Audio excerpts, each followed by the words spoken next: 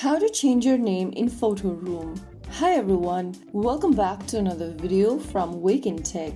If you are using PhotoRoom and want to change the name displayed on your account, firstly open the PhotoRoom application on your device and make sure that you are logged in. Now go to the top left and tap on your profile icon, and then in the pop-up at the bottom, click on Manage Account. On the next page, click on Edit Name.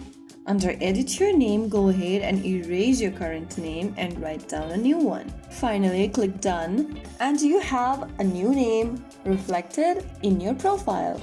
So that's how you change your name in PhotoRoom and can continue using the app with your updated profile info.